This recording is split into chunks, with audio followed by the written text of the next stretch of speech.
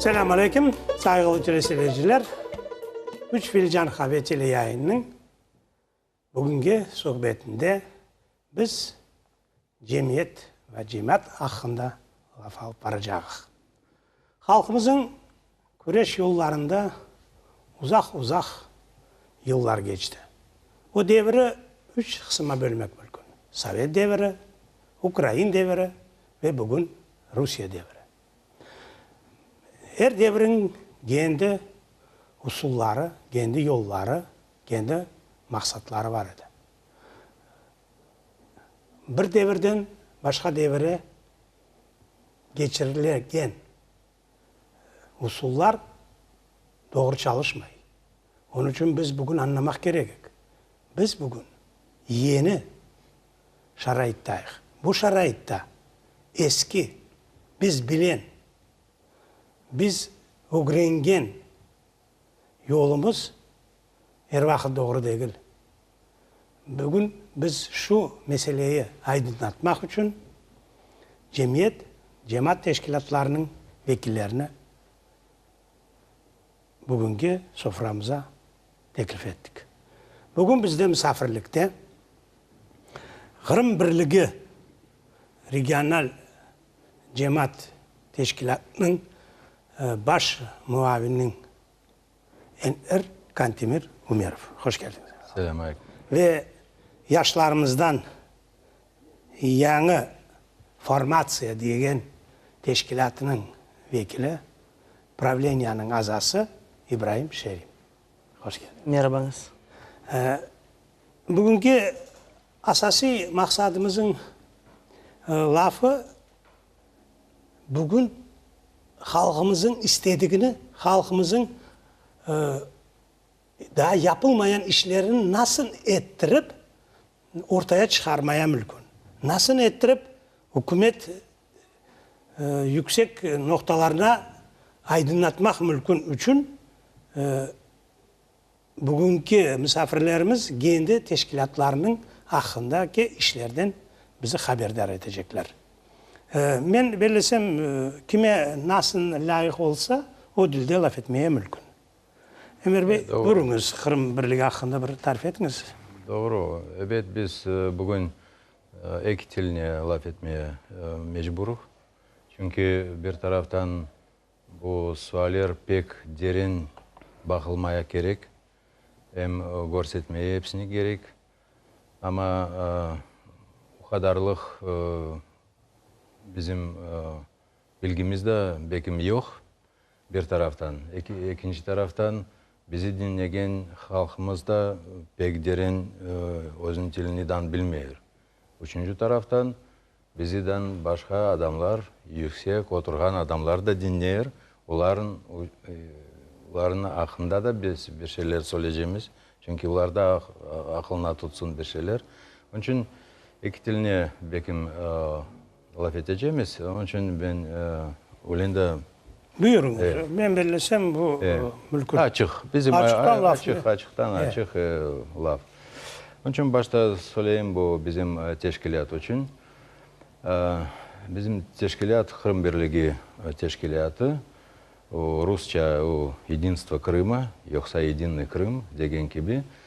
Onun için biz öyle çalışıyoruz. Bu birlik de olsun.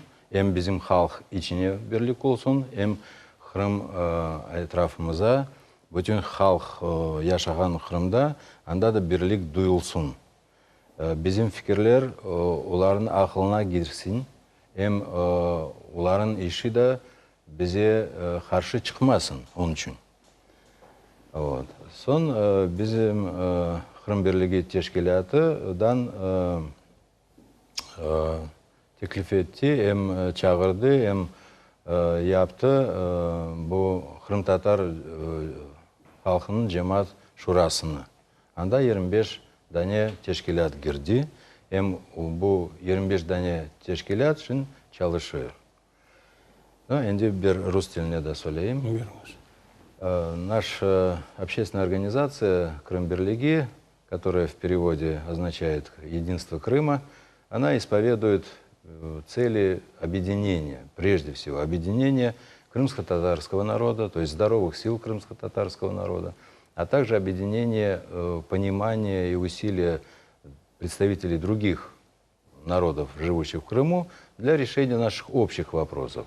Наши крымско-татарские вопросы являются частью общих вопросов, и поэтому мы должны решать их совместно, и, так сказать, для этого и создаются общественные организации. В свое время, после создания организации Крым-Бирлиги 4 ноября 2014 года, по инициативе нашей организации на съезде общественно-политических сил крымско-татарского народа был создан Общественный совет крымско-татарского народа, который и до сих пор функционирует. Туда сейчас входят 25 общественных организаций, большое количество членов. Мы имеем представительство во всех организациях, во всех, так сказать, регионах Крыма и стараемся любым образом содействовать решению вопросов обустройства, развития, возрождения крымско-татарского народа, решения его наболевших вопросов, связанных с образованием, связанных с культурой, связанных с землеустройством, с решением социальных проблем, ну и так далее. Мы, конечно, можем об этом еще отдельно поговорить, но я думаю, что этого пока достаточно. Sağ olun. Halkımızın içine yaş nesiller peyda olanda halk her vakit gururlanır. Biz geleceğimizi düşünende biz yaşlar için hazırlap işleyik. Bana bugünkü misafirimiz Novaya Formatsiya diyen teşkilatının vekili İbrahim Şerif. Şirin bağışlayınız. İbrahim Bey, деятельность вашей организации предполагает активное сотрудничество в предпринимательской среде. Расскажите, пожалуйста, о своей организации. Ну, прежде всего, новая формация создана для того, чтобы развивать предпринимательское сообщество в Крыму. Но не только в Крыму, но и в России. И защищать права предпринимателей, так как бизнес – это основа, наверное, финансового инструмента всей страны. Ведь если не будет развитый бизнес, мы не будем ни есть, ни пить. Поэтому задача организации, ну, я скажу так, у нас 3 столба. Первый – это развитие предпринимательского сообщества в Крыму и помощь. Второе – это благотворительность. Мы, как предприниматели, понимаем, что мы зарабатываем в Крыму, и значит, мы должны с крымским сообществом делиться. На этом фоне у нас есть 2 проекта. Это «Счастливое детство». Мы делаем детские площадки в разных районах Крыма, либо городах, дарим их городу, поселку, народу, детям. Второй проект наш – это «Заразить добрым делом». Это где предприниматель заражается добрым делом, делает что-то доброе, и берет на себя эту эстафету и передает следующему предпринимателю. Третье – это гражданские активисты. Так как мы зашли в поле российское, и мы поняли, что при Украине социальные институты народа, да, и общественные организации, и вообще понимания того, что народ туда слышит, не было. И сегодня в России народ слышит, народ видит. Общественные институты – это некая сила, которой прислушивается президент страны.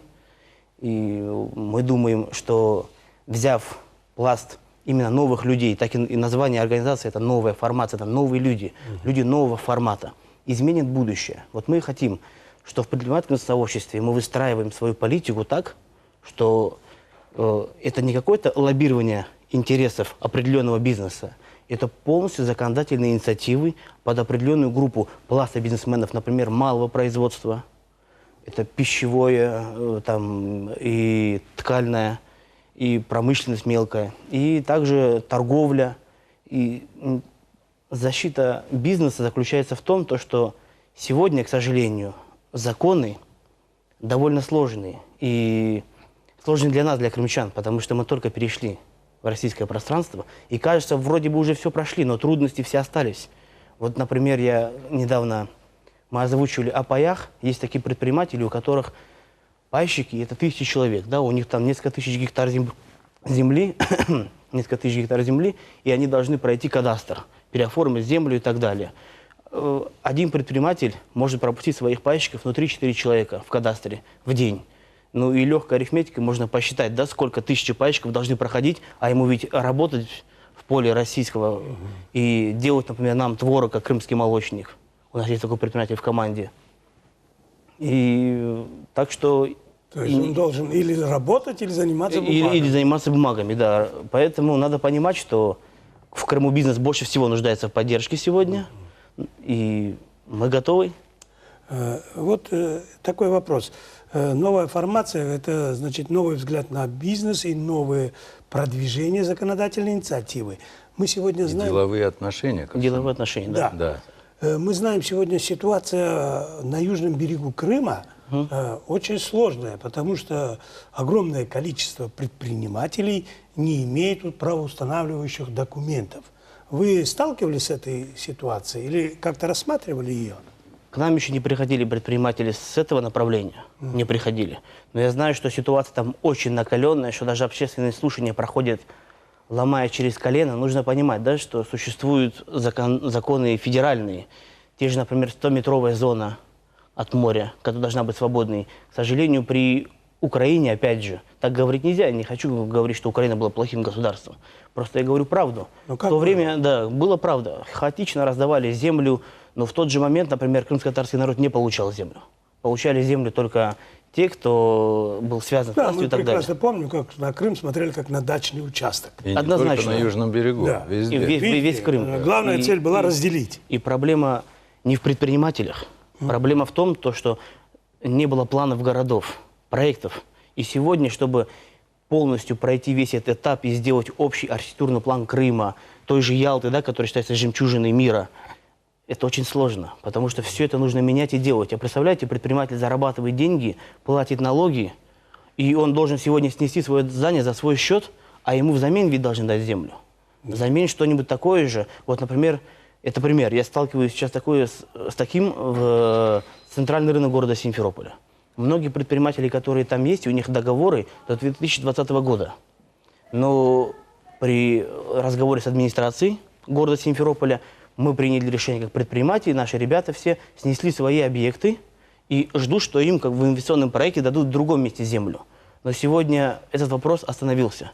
Как бы город обещает сделать, но по факту все идет очень медленно. Понятно. Вот это вот проблема. Представляете, сколько там людей, Да, которых- вопрос очень сложный для Крыма, потому что... Земля – это самый мы, сложный вопрос. Как крымско-татарские предприниматели, здесь выступаем не отдельной какой-то линией, а совместно со всеми предпринимателями Безусловно. Крыма, и вопросы должны решаться для всех Шевкет Ага, мы в же одинаковом направлении. такие же жители Крыма, как все Да. другие народы. Конечно. Согласен. Но есть, извините, но здесь есть еще второй уровень, о котором мы сейчас не говорим. Первый уровень – это ваш уровень, уровень отдельного предпринимателя или коллектива предпринимателей, у которых права, так сказать, как бы ущемляются, да? Но сегодня же есть общая проблема, то есть всего Крыма. И в этом отношении нужно говорить о рациональном распределении ресурсов во всем Крыму. А это ресурсы, это и леса, и поля, и горы, это и полезные ископаемые, это все, что построено, все, что, так сказать, создано, это климат, это все, что мы обладаем, это тот ресурс. Но в этом отношении уже мы должны говорить не о отдельных людях, а о тех, так сказать, ну, скажем так, сообществах, которые живут в Крыму. И в этом отношении я бы поддержал моего молодого оппонента и друга в том плане, что вот роль крымских татар заключается в том, что мы должны все-таки со временем, в ближайшее время, желательно в ближайшее время, получить возможность участвовать вот в том решении о распределении этих ресурсов, об их использовании. Сегодня наш народ стоит в стороне, и ресурсы распределяются как угодно. Это, так сказать, пример отдельных людей, но есть примеры, на которые надо останавливаться. Пример целого народа. Да. Вот мы сейчас рассматриваем проблему предпринимательства в таком проектировании на жизнь, и мы видим, что многие проблемы, которые касаются каждого крымского татарина, оно проектируется в общую систему, которая распределяется на весь Крым. Но участие крымских татар почему-то не очень заметно. Мизерное. Мы надеемся, что будет разработана общая схема развития Крыма. Есть федеральные программы, но они наработаны, так сказать, слишком на скорую руку. И многие моменты, вот даже с теми же землями на Южном берегу, которые сегодня проблемы, они просто не учли этого. И сегодня целая проблема, как все это ввести в законодательное поле. К сожалению, пока ответов нет. Сегодня уже Совет министров в прошлом году разработал, а в этом году утверждена программа перспективного социально-экономического развития Крыма до 30-го года. Это сделало Министерство экономического развития Крыма. Это 300 страниц текста со всеми, так сказать, там всякими таблицами и прочими. Я пролистал вообще-то этот документ, но там не выделена проблема, так сказать, отдельно крымско-татарского народа, его возрождения, его реабилитации. То есть, значит, эта проблема стоит в стороне. То есть там такие усредненные, укрупненные показатели и все. Мне кажется, что вот именно вот в программах, которые разрабатываются для Крыма, ведь есть специальный указ президента о восстановлении исторической справедливости. Значит, любая программа должна учитывать эти интересы. Если она не учитывается, значит, она проходит мимо крымских татар. Конечно, мы не горим желанием, чтобы нам отдельно что-то делали. Мы требуем то, что есть у всех. Равноправие. И в вопросах предпринимательства мы то же самое предлагаем. Учтите интересы крымско-татарского населения. Конечно. Ведь, в общем-то, указ-то написан таким образом, что он должен содержать у себя комплекс мероприятий, которые бы осуществили эту реабилитацию. Реабилитация – это не только восстановление доброго имени и, так сказать, прав. Да, и обустройство. Да, и обустройство. Это, в общем-то, обеспечение, так сказать, ликвидации отставания народа, который он получил за все годы своего вот пребывания там, в тех местах, куда его высылали и так далее. Значит, а вот эту ликвидацию, она должна быть записана в отдельной программе, которая может лежать в общей программе развития Крыма. Но она должна быть отдельно, она должна быть обоснована, она должна быть согласована с народом. Она должна быть видима. Да, и народ должен знать об этом. Что будет сделано, когда будет сделано, кем будет сделано, за какое время, за какие деньги и так далее. Чтобы можно было и самому участвовать, то есть самому народу участвовать в этом, и спросить с кого-то. Энвер, вот вы говорите, Пожалуйста.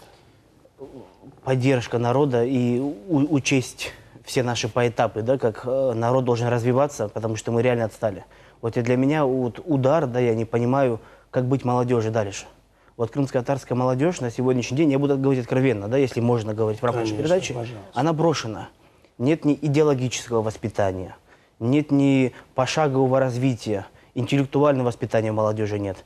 Хорошо, я не говорю, что молодежь глупая, отнюдь нет. Она, а, не собранная, б, очень мечтательная, а в, что самое страшное, к своим мечтам она хочет идти без пути какого-то, да? Они думают, что завтра, послезавтра все можно получить, а как к этому всему прийти, вот этот вот путь нужно молодежи объяснять.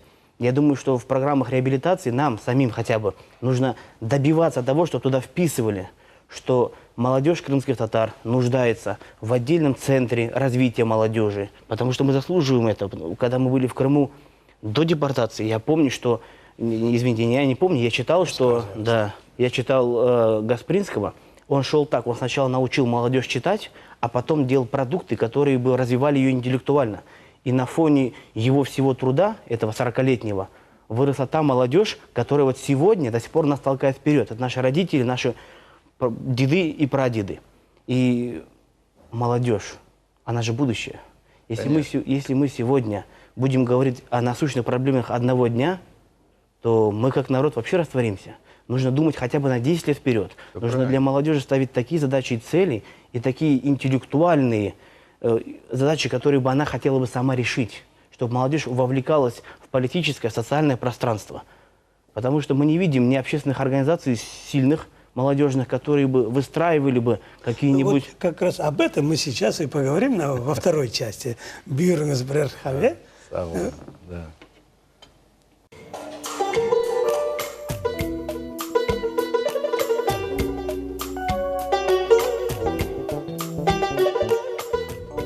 Я бы сказал таким образом, вот, может быть, отвечая на твой вопрос, да, молодежи всегда свойственен максимализм, да, вот молодежь хочет сразу что-то получить завтра. Это нужно да. использовать. Это надо использовать, да. Нужно помогать этому, то есть надо и разъяснять, что, так сказать, в 2 прыжка пропасть не перепрыгнешь, да, надо подготовиться, чтобы был хороший прыжок. Вот эта подготовка, она включает многие вещи. Это, так сказать, так сказать, моральное здоровье, физическое здоровье нашего молодого сообщества, и его образование, и его, так сказать, культура и так далее. Для этого, конечно, должны работать все. Но у нас сегодня есть уже какая определенная инфраструктура. У нас есть инженерно-педагогический университет, где учится много крымских татар вместе с некрымскими татарами. И очень хорошо, так сказать, они взаимодействуют между собой. У нас начал строиться этот центр полиэтнической культуры, который задуман как будущее, так сказать, место как раз для формирования молодого такого творческого и, так сказать, перспективного поколения. Другое дело, что мы как бы вот надо совершенствовать эту работу. Надо сегодня обсуждать это все более, так сказать, щепетильно обсуждать. Детализировать. Детализированно, да. Может, надо анализировать, почему у нас что-то не получается. И надо привлекать все силы. И вот телевидение сегодня у нас работает, и радио заработало, так сказать, и везде можно решать отдельные задачи, которые складываются в общую тенденцию, которая влияет на умы, так сказать, молодежи. И, конечно, помогать. То есть молодое растущее поколение, которое хочет приложить свои силы и получить признание в бизнесе, в предпринимательстве, в творчестве, им надо как-то помогать, значит, надо искать какие-то средства. Сегодня есть средства, выделяемые из федерального центра, есть средства, которые записаны в распределении бюджета Республики Крым, да? Но я думаю, что это все равно недостаточно. Сегодня мы должны использовать свой внутренний ресурс, то есть ресурс отдельного семьи, отдельного коллектива, отдельной общественной организации, для того, чтобы вот это все делать. Ну, как это сделать? Ну, это сложный вопрос, надо обсуждать. Вот, наверное, как раз поэтому общественные организации должны взять инициативу в свои руки, чтобы каким-то образом предложить для обсуждения методы и механизмы внедрения работы с молодежью. Вот я услышал, да, я согласен, нету такого института, который бы, меценатство я бы его назвал, институт меценатства, вот его не хватает.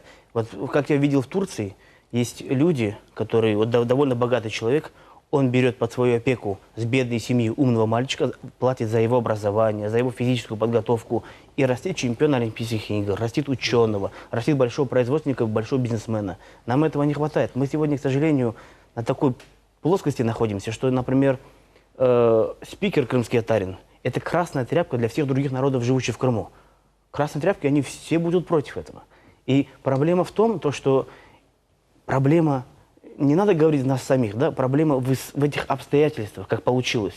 Вот я бы хотел видеть в будущем, что, может быть, спикер крымский татарин не про шовинистического плана мышления, а человек, который бы все народы подтягивал и объединял бы вокруг себя, что он был лидером Крыма. Например, я говорю спикер, может быть, любой другой должности. Вот такие люди, вот я приведу пример, да, для меня вот пример, да, людей, это Казаков Рустем, это великий борец, да, вокруг него объединяются борцы.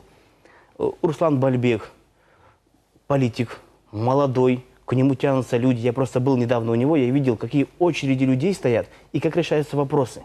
Безусловно, нужно вот видеть вот эти вот тонкости и выстраивать так политику народа, что мы частичка всего социума.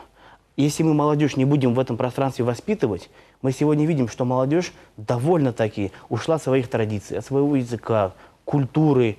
Мы находимся на таком положении затемнения. И лечить это положение, да, его излечить, можно только просвещением. А просвещая, мы должны, вот правильно вы сказали, что есть телеканал. Вот телеканал «Милет» должен сделать передачу, где молодежь сначала могла бы высказаться, что она хочет. И это было бы в прямом эфире, и было бы с такими людьми, как вы, Энвер ага, как вы, Шевкет ага, потому что преподаватели, люди, умеющие слышать и чувствовать молодежь. Вот вы там бы прочувствовали бы ее, и стали бы ставить ступеньки цели дальше. Как нам быть? Проблема назрела. Да, я вижу, вот, что молодое поколение, которое мы ждали, оно, оно вот прорастает. И мы уже видим результаты этого. Это прекрасно. Мы рады этому, что вот появилась целая плеяда. На прошлых передачах я приглашал молодых управленцев. У нас как раз сегодня готовятся кадры, которые уже способны не только решать, но и ставить задачи. Это сегодня очень главное. Правильно сориентировать, сформулировать задачу, а потом ее решать. Вот как сегодня Хрым-Бірлігі, например, решает проблему молодежного взаимодействия? У вас есть какая-то молодежная организация внутри или программа какая-то? Ну, у нас, в общем-то, молодежь достаточно рассредоточена в разных организациях, которые объединены в общественный совет, крымско-татарского народа. Но эта проблема очень наболевшая, она очень важная. Ну, значит, при общественном совете есть организация, которая называется Ассоциация крымско-татарских предпринимателей. Там разные категории предпринимателей объединены, но в то же время там есть и молодые. Идет разговор о том, что мы должны обладать неким инкубатором, да? Значит, иметь возможность учить предпринимательству. Ведь это же тоже деятельность, которой надо заниматься профессионально.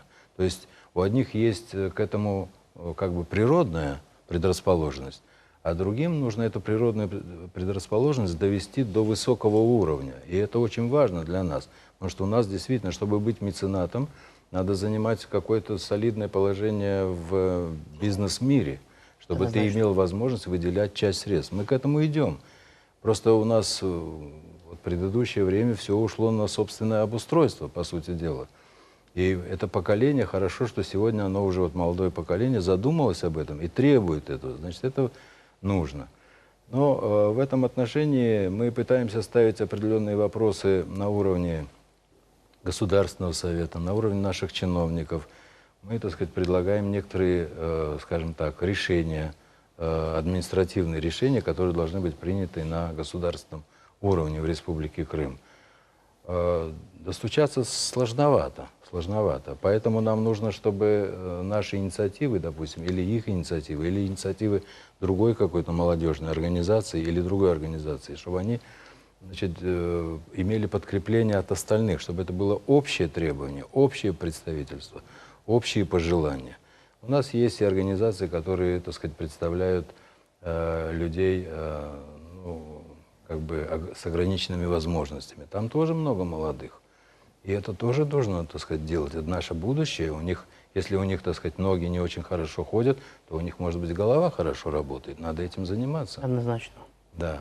Вот это серьезная проблема, и этих проблем полно. Значит, нужно, да. Ибрагим, вот с этой точки зрения, смотрите, сегодня у нас в Крыму есть какая-то хорошая высшая школа бизнеса? К сожалению, Вот нет. одна из первых проблем, которую нужно, Но наверное, мы идем к этому. возглавить, и общественная организация может вместе с предпринимателями как раз взять на себя. И весь любой регион славится чем? Мощной подготовкой предпринимателей. Вот я вчера смотрел передачу «Дилижанская школа». Это обыкновенная маленькая школа, которая сегодня развилась до международных уровней, и сегодня там порядка 170 государств представлены своими студентами, которые готовят бизнесменов. Отлично. Представляете? А Крым, он вообще, как природное явление, наверное, обязан просто что-то Крым подобное. сам требует лагерей и даже Да. бизнеса. Если Вот не будем говорить о школе. те свободные ниши, в которые надо врываться и начинать быстренько работать. В общем, спасение утопающих – дело рук самих Естественно, утопающих. мы же понимаем, что капитализм, в который мы идем, Да. там очень многие вопросы решаются сообществами. Однозначно. Вместе. Поэтому чем быстрее наше сообщество будет готово к решению общественных задач, те же меценаты возьмите, те же поддержка культуры, искусства, оно ведь всегда ждет.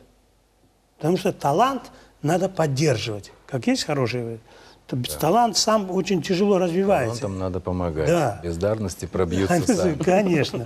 Поэтому я надеюсь, что наши крымско-татарские предприниматели уже прошли первый этап формирования, и сегодня они уже, может, готовы выйти на второй этап, когда надо брать на себя ответственность за подготовку и за кадров и за обучение и так далее. Лидеров, обучение лидеров. Конечно. И я надеюсь, что те крымско-татарские предприниматели сегодня в Крыму, они более займут активную позицию для решения общественных задач. И ваша, наверное, формация в этом должна будет им значительно помогать. Новая формация всегда поддерживает инициативы. Мы даже поддерживаем инициативы общественников. Вот недавно ко мне пришел парень, надо заметить, он полгода назад переехал с России в Крым, и его заинтересовал Салгир Баба, Азизлер. И говорит, ходил по жителям, которые живут вокруг, прошел все, что можно. Ни ответа, ни привета. Никто не знает, что это. Никто, говорит, поддержать меня не хочет. Но первым делом, конечно, я думаю, что нужно выстроить правильный план всего. Я с ним поговорил. Мы сейчас хотим обратиться в муфтиат. И опять же, наверное, в телеканал «Миллет», чтобы это как-то осветить, чтобы муфтиат нас поддержал. Вы представляете, русский человек, молодой парень, приехавший с России, думает о наших с вами святынях. Да? Это же крымско-татарская святыня. Мы об этом не думаем. Вот почему важно сегодня, опять чуть-чуть вернусь, воспитывать в молодежи национальное самосознание. Не так, что я крымский татарин, люблю хайтарму и ем чебуреки. Безусловно, это всем нравится. Национальное самосознание – это прежде всего ответы на разные вопросы, такие, что ты есть как крымский татарин, как ты полезен для своего общества, для социума. Что ты знаешь хотя бы в своей культуре. Да, вот твой Крым. Чем ты помог Крыму стать лучше? Чем ты, как крымский татарин, который считаешься коренным народом Крыма, произошедшим, пройдевшим через все этногенезы, сегодня сделал для Крыма что-нибудь такое, чтобы Крым блестел? Ибрагим Бей, насколько у нас сегодня, ну, будем так говорить, крупных предпринимателей крымских татар мы можем привлечь к этой работе? Есть у нас достаточно крупные? Или пока это только наше желание? Пока это цели, я не могу еще на них выйти, на всех предпринимателей. Но часть из них я знаю, и я понимаю, что часть из них еще старой формации. Старой формации осознавания того, что они хотят... Мы понимаем, Да. что многое сформировалось во времена Украины. К сожалению. И предприниматели, и деятели культуры, и даже многие преподаватели университета, они прошли весь учебный процесс, защитились в украинский период. Им сегодня очень сложно осмыслить изменения. Мы понимать должны, что процесс перехода из одного состояния в другое – это процесс болезненный. Не каждый способен тут же осознать, что произошло, и тут же идти вперед. В этом мы должны как раз и помогать. Чуть-чуть вас перебью, скажу, да?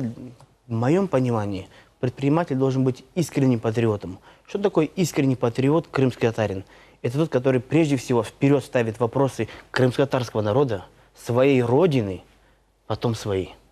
Вот если так начнет мыслить каждый крымский татарин, что у него есть родина, есть народ, потом есть он, частичка этого всего. Вот это сила. А если он будет думать, как сегодня думает большинство, это, к моему сожалению, что я есть, я всем все продам, все раздам, главное, чтобы я заработал. Тогда мы на этом все проиграем. Но эти качества должны соответствовать и любому общественному деятелю, Согласен. и любому чиновнику, и любому администратору, и любому профессионалу. Искренний патриотизм. Да. То есть, ну, патриотизм в каком смысле? Он должен быть честный, он должен быть бескорыстный, и он должен быть открытый, да? То есть у него не должно быть вот этих вот там, да, он должен работать на себя, конечно. Прежде чем отдавать, надо, так сказать, что-то иметь. Это безусловно. Но, так сказать, в перспективе он должен работать именно таким образом. Вот вопрос, который мы подняли, он достаточно сложный, как в осмыслении, так и в обсуждении. В чем проблема? Проблема в том, что бизнес всегда был эгоистичен. Ну, это, наверное, естественное состояние, потому не что, всех. ну, если к себе и от себя не начнешь, то добиться чего-то, наверное, очень сложно. Есть очень хорошая такая поговорка. Если вы поставили себе целью заработать деньги и потом что-то сделать, вы ничего не добьетесь. Но если вы поставили цель что-то сделать, и потом по дороге к нему вы и заработаете деньги, и авторитет получите, и расширите свой. Вот почему я говорил о школе бизнесменов. Потому что вот эти вещи, наверное, надо в программах обучения проходить. Потому что не каждый сам способен дойти Проблема до этого. воспитания, конечно. Да. Да. Поэтому я думаю, что сегодня в Крыму предпринимательская деятельность наконец должна замкнуться и в сфере образования. У нас есть прекрасные университеты, есть факультеты различные, а вот подготовка хорошего бизнесмена у нас в Крыму сегодня И отсутствует. подготовкой бизнесмена должен заниматься настоящий предприниматель. Естественно. Знаете, как бывает, что учит бизнесу, не имея бизнеса. Ну, бывает, конечно. Это как, когда самотеком все делается. Поэтому Но у нас, слава богу, у крымского татара довольно много я бы бизнесменов. хотел, чтобы вот новая формация именно двигалась в этом направлении, что через обучения предпринимателей, через их воспитание мы можем определенные цели достигнуть. Всех крымчан, не разделяя народы. Нет, Условно. бизнес – это интернациональное понятие, поэтому тут… Для начала, нельзя чтобы взаимодействовали друг с другом, чтобы создать бизнес-сообщество, здоровое бизнес-сообщество, нужно, чтобы все друг друга услышали и поняли. Вот я услышал посыл президента, когда он отвечал на мой вопрос, да, на съезде, не на съезде, на форуме действий ОНФ в Ялте. Он сказал, самое главное – сесть и разговаривать с друг другом. Вот нам, как крымским татарам, тоже нужно уже начинать садиться за стол переговоров. Вот помните, как говорил Юрий Османов? Я сейчас закрою дверь на ключ, и ни один из вас отсюда не выйдет, пока мы до чего-то не договоримся. И ключ положил в карман. Вот тогда все договаривались, к чему-то приходили. А сегодня мы хотим вот это, хотим то. Нас, к сожалению, за эти 20 с лишним лет тех научили постоянно что-то требовать. Не отдавать себя чему-то, а что-то требовать. Зачем? Ведь мы можем себя отдать своей родине, сделать иначе, построить вообще все. Когда мы возьмем хотя бы чуть-чуть лидерского и покажем, что мы лидеры Крыма, как крымские татары, что мы можем продвигать тут и другие народы, и себя, что мы можем воспитывать лидерское сообщество, к нам потянутся и другие. Но, безусловно, нужно делать так, любя другие традиции, любя другие народы, любя другие концерты и так далее. Мы, к сожалению, это упускаем. Сегодня мы топчемся на месте. Завтра мы можем остаться позади. Вот когда мы останемся позади, мы многого потеряем. А вы сами знаете, что кім едік, кім олдық, векім даулыжамыз. Это очень важно. Конечно, конечно. Сағолыңыз, давайте по еще одной небольшой чашечке кофе и продолжим нашу беседу.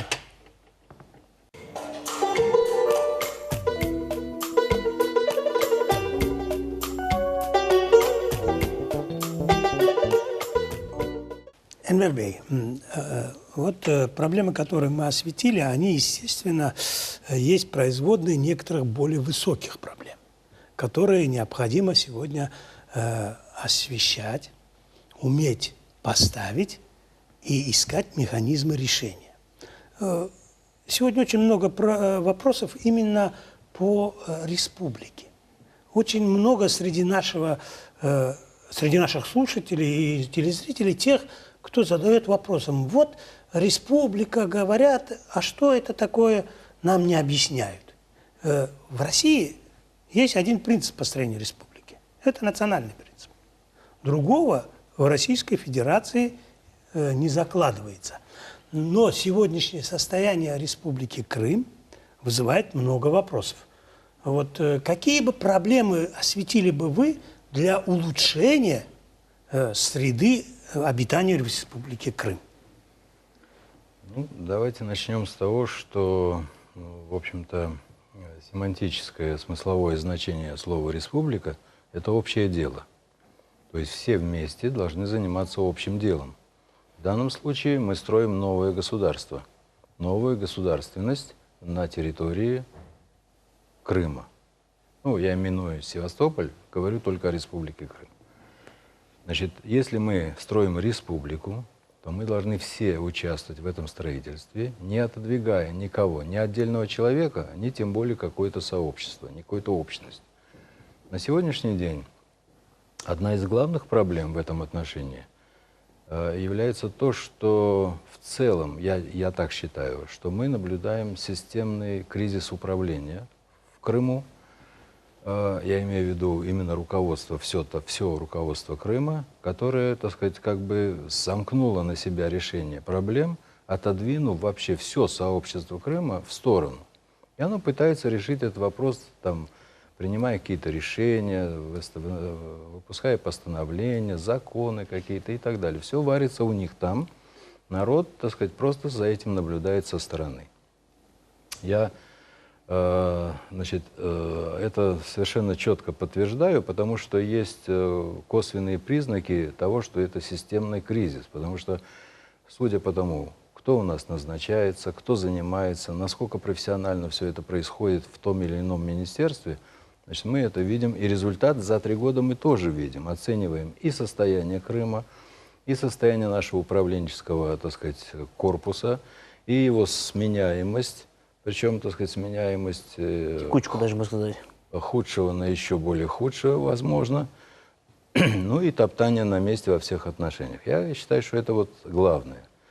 Мы, как крымские татары, тоже испытываем это. То есть крымско-татарский народ тоже вместе со всем другим сообществом отодвинут от решения общих проблем и от решения своей проблемы, проблемы реабилитации. Если говорить о том, в принципе, построения республики, то, вспоминая, так сказать, Крымскую Советскую Социалистическую Республику, которая была построена по национальному признаку, сегодня она представляется как территориальная республика, где, значит, интересы крымских татар, ну, в общем-то, записаны только в виде одного пункта Конституции. Это государственный язык. Правда, это вполне достаточно для того, чтобы наполнять законодательное поле Крыма с новым содержанием, национальным содержанием. Почему? Потому что если наш язык является государственным, значит, мы должны говорить о том, что мы государствообразующая нация. Если мы государствообразующая нация, то наш интерес должен проявляться на всех уровнях управления и во всех, так сказать, направлениях деятельности этой земли, этой территории. Вот этого на сегодняшний день, в общем-то, мы не видим. На сегодняшний день мы не представлены должным образом ни в исполнительной власти, ни в законодательной власти, ни в представительной власти. То есть практически на уровне руководства нас просто нет. И наш голос просто некому доносить. Мы остаемся, так сказать, вот в сообществе и разговаривая друг с другом, и написав какие-то обращения, письма, мы пытаемся донести наше мнение до, так сказать, руководства, но вот, к сожалению, имеем то, что имеем. Энвер Бey, вот дело в том, что, вот смотрите, за 3 года, которые прошли после присоединения Крыма к России, мы же не можем отрицать те положительные факторы, которые у нас есть. Мы получили очень мощный указ, который мы ждали 70 лет. По проблемам обустройства у нас заложена и строится соборная мечеть всего крымского мусульманской уммы. Наши праздники объявлены государственными. Национальная школа готовится принять 1 сентября учеников. Я понимаю, да, перечислением только некоторых положительных моментов, естественно, не скрыть всю общую картину. Общая картина, хотелось бы, чтобы проблемы, которые мы ставили и ставим, они решались более быстро. Но мы помним и знаем, что та проблема, которую вы высказали, она в Российской Федерации решается через выборы. К сожалению, на тех выборах первых, в которых мы участвовали, нам не удалось представиться так, как мы хотели. Естественно, у нас последний период, украинский период, было 1000 с лишним депутатов, сегодня у нас 100 с чем-то депутатов. Мы видим, но это ведь не вина государственной программы, а вина, наверное, наша, что мы неактивно предлагали себя. Вот у нас намечаются скоро новые выборы. Как Крым-Барлыге видит этот процесс и как он собирается участвовать? Значит, вот смотрите, значит, когда мы говорим о том, что многое сделано, да, действительно многое сделано, да? Но если каждый пункт сделанного мы возьмем, то мы должны оценить эффективность сделанного, качество сделанного. И сроки. И сроки. То есть это один из показателей эффективности. То есть что-то, ведь многое начало воплощаться в жизнь в конце 2016 года. А где были еще 1,5 года? Понимаете? Значит, начал воплощаться почему? Да просто потому, что, так сказать, переходной период заканчивается. Раз. Указ президента надо выполнять, за него надо отчитаться. 2. Федеральная программа финансирования, в общем-то, ну, она скоро закончится. А деньги не израсходованы за предыдущие 2 года. Их надо сегодня. Вот сегодня, например, 29 декабря принято 654-е постановление Совета Министров вот как раз о реализации федеральной целевой программы. Так фактически все пункты, которые были в предыдущих постановлениях, а только в 2016 и 2015 году таких постановлений принималось 3 раза, То есть просто переносились пункты из одного в другое, и сегодня, так сказать, все оставшиеся на освоение деньги, все заложены в этот год. А успеем ли мы их освоить? А сделаем ли мы качественно все это? Вот об этом и надо говорить. Об этом надо говорить с точки зрения того, что общество сегодня, скажем, не совсем удовлетворено, да, состоянием.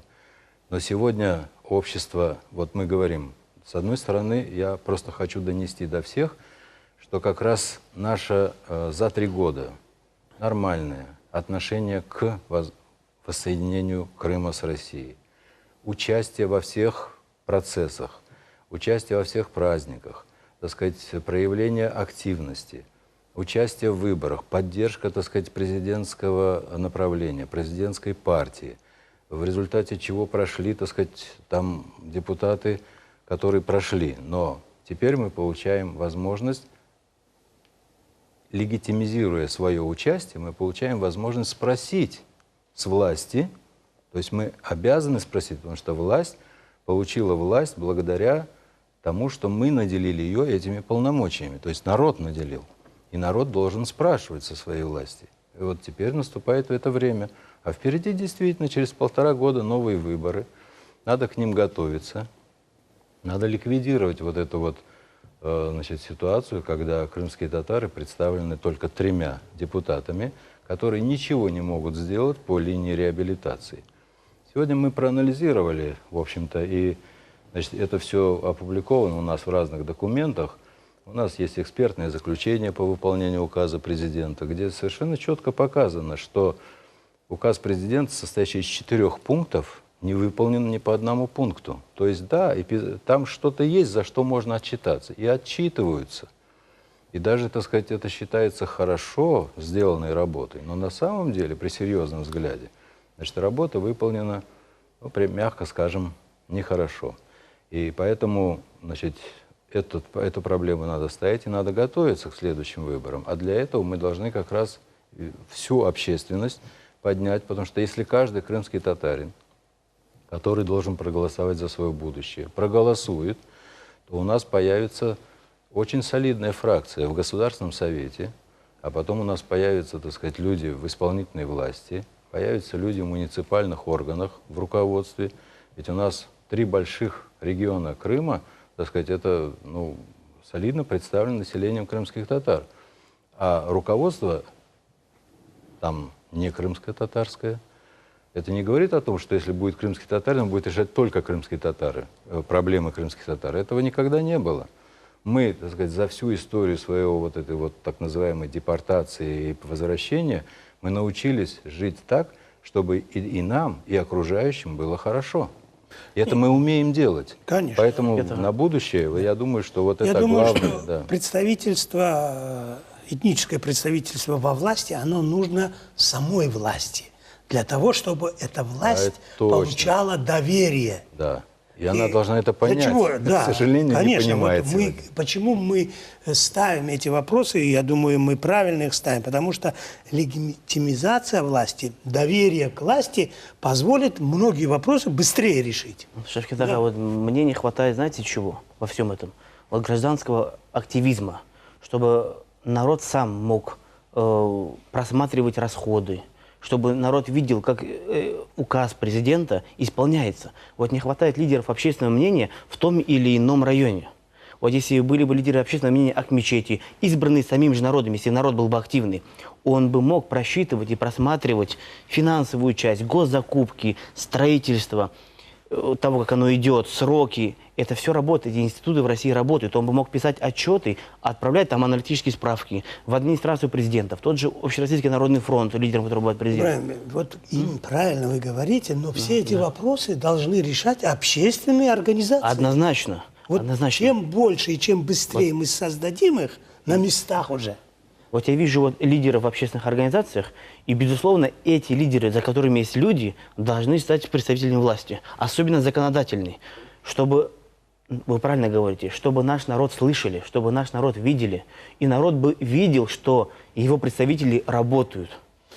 Конечно, для того, чтобы увиденным и услышанным, надо участвовать. Народ должен весь участвовать. Да, без этого все наши заклинания, самые хорошие, они не будут давать эффекта. Мы должны найти объяснение своему народу о нашей новой жизни. И что строительство этой новой жизни именно руках через народа. молодежь. Потому что вы через 5-10 лет уже выйдете на большую будете арену менять и нас, будете, смените нас. И чем быстрее это понимание придет, тем, я думаю, нам удастся спокойнее пройти вот этот переходный. Маленький пример, да, намного меньше, чем государственный уровень. Вот мы новой формации ставили детскую площадку в Акмечете под нашим проектом. И я думаю, пойду-ка я путем через гражданского активиста. Я нашел, это мой друг, Зарема Хайрединова. Она так организовала работу, что мы детскую площадку сделали руками народа. И дети там по 100 человек, это одна площадка на весь Акмечет, к сожалению.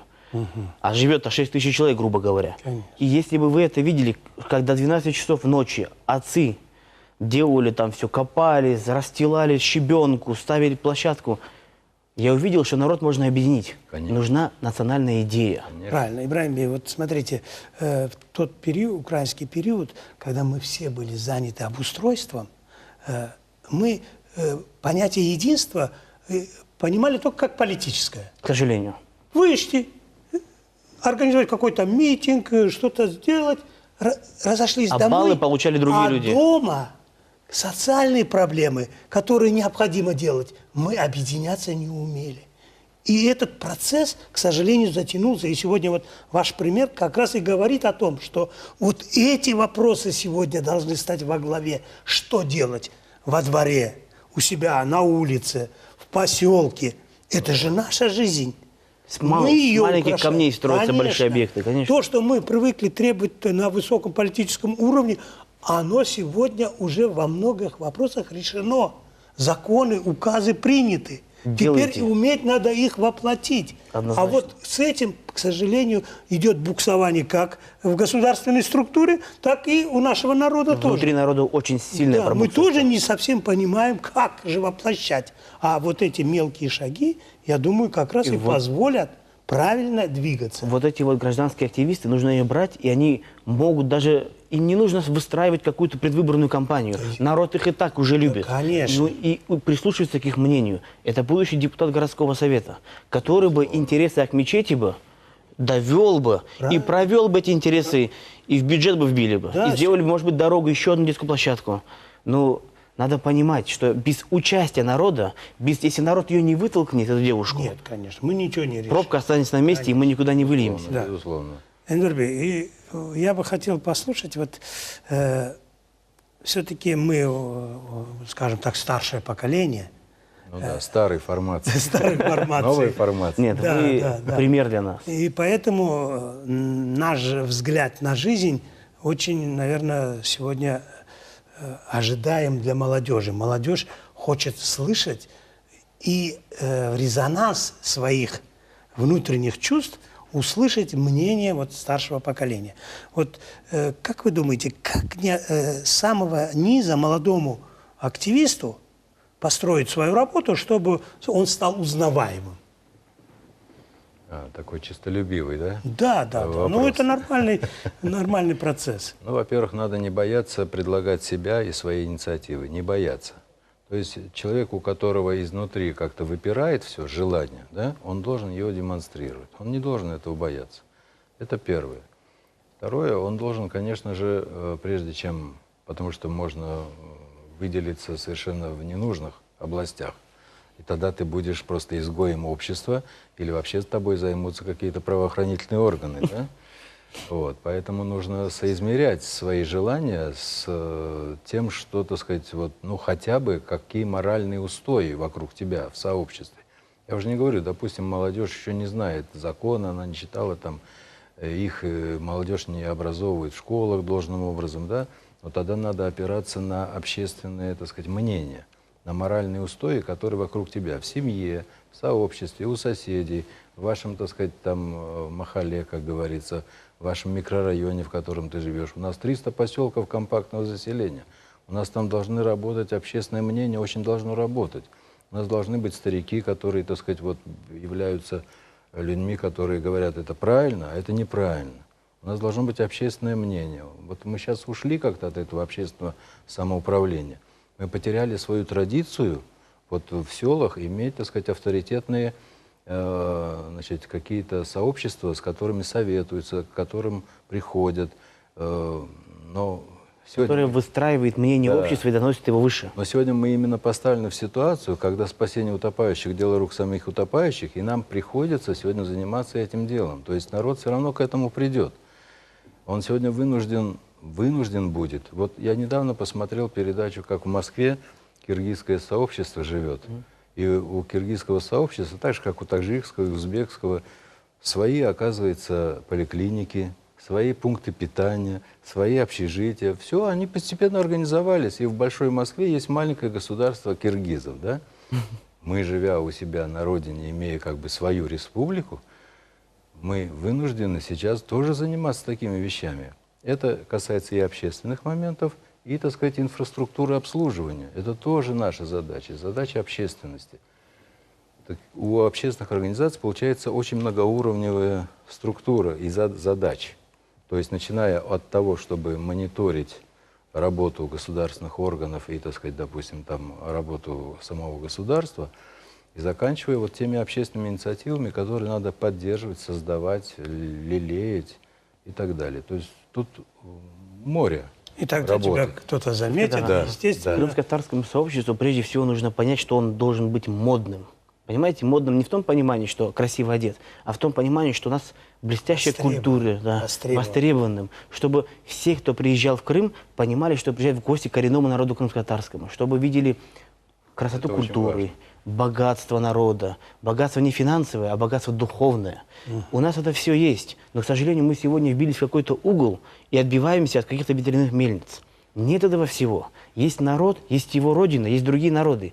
Нужно на своей родине выстраивать отношения и показывать всему российскому пространству, что мы крымские татары, мы вот так встречаем гостей, мы вот так умеем сделать концерт, у нас вот такие вот мечети, у нас такой-то есть супер красивый Бахчисарай. Все знают, что Бахчисарай – это великая история. Это все нужно показывать, чтобы турист ехал увидеть нас. Но мы, к сожалению, опять же, как вы говорите, пробуксовываем здесь. И очень сильно, потому что мы даже, когда себя хотим кому-то предоставить, мы это делаем довольно в грубой форме. Вот если бы мы могли бы это сделать правильно, мягко, без обмана и искренне выстроить отношения со всеми народами, и прежде всего с туристами, которые приезжают в Крым, наши же соотечественники только с России, это же красота. Мы бы были модные, и значит, наши рестораны, гостиницы, вот Дживаль, пример. Это гостиница этническая крымско-татарская. Чтобы туда записаться в мае месяце, то только в декабре можно попасть в Дживаль, потому что он весь расписан в номерах. И там живут все, кроме крымских татар, потому что всем интересно посмотреть архитектуру и культуру нашего народа. Вот в этом направлении нужно выстраивать следующую часть политики, экономическую. Много что мы можем предложить. Однозначно. Только надо научиться это делать. Опять нужна школа. Sağ olunuz. Сегодня наша беседа подошла к концу. Спасибо вам за участие. Saygılı Sağ olunuz. teleseyirciler, sohbetimiz sona yetti. Biz bugün sohbetimizde yapılacak işler hakkında laf ettik. Biz gördük kendi yollarımızın nasıl kaç türlü geçme yolları bölünüp hangi işler birinci olup hangi işler ikinci olduğunu anladık. Yaşlarımız bizim bugün oga çıkıp kendi ellerine çokça işler almak gerekler. Onlar kendi yaşayışını bugün kurmaya başlayırlar. Hartlarımız kendi vazifelerinden onlara yol doğruluğunu anlatıp göstermek gerekler. Ben bilesem bu meseleleri ortaya koyup cemaatle beraber anlaşıp kulasa çıkarırsak yaşayışımız daha dülberlenir. Sağ olunuz, sağlıkla kalınız, görüşünce.